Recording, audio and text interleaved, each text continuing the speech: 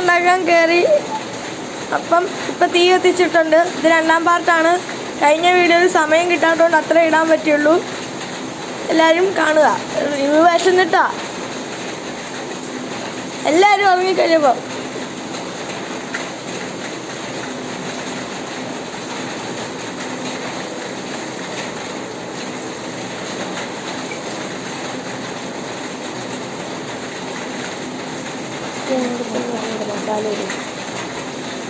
മസാല പൊട്ടിച്ചിടാൻ പോവാ.